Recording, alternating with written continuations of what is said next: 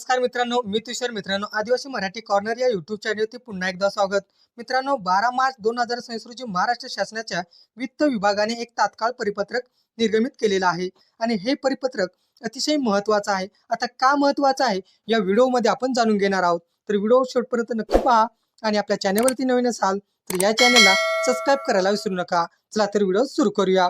फेब्रुवारी-मार्च 2026च्या अर्थसंकल्पीय अधिवेशनात सादर करण्यात आलेल्या 2025-26च्या पुरवणी मागण्यांना म्हणजेच सप्लिमेंट डिमांड्सला आता अधिकृतपणे मंजुरी देण्यात आलेली आहे. 24 फेब्रुवारी 2026 रोजी विधिमंडळात या पुरवणी मागण्या सादर झाल्या होत्या. मात्र 10 मार्च 2026 रोजी राज्यपालांनी राजपत्रात अधिक सूचना काढून त्या निधीला विनियोजन विधेयकाद्वारे वित्त विभागाने 100% निधी वितरणाला हिरवा कंदील दाखवलेला आहे. आता यामध्ये कोणता निधी येतो तर पावसाळी अधिवेशन जुलै 2025, हिवाळी अधिवेशन डिसेंबर 2025 आणि अर्थसंकल्पीय अधिवेशन फेब्रुवारी 2026 या तिन्ही अधिवेशनांमध्ये मंजूर झालेल्या सर्व पुरवणी मागण्यांना निधी आता वितरित होणार आहे.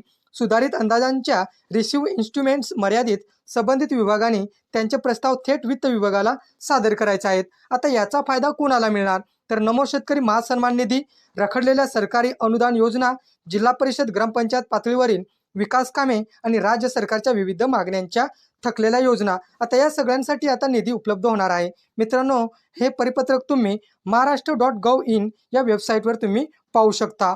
जर ही माहिती तुम्हाला उपयुक्त वाटली असेल तर लाईक करा, शेअर करा आणि सबस्क्राईब करायला विसरू नका. बेल आयकॉन नक्की दाबा. जय हिंद, जय महाराष्ट्र.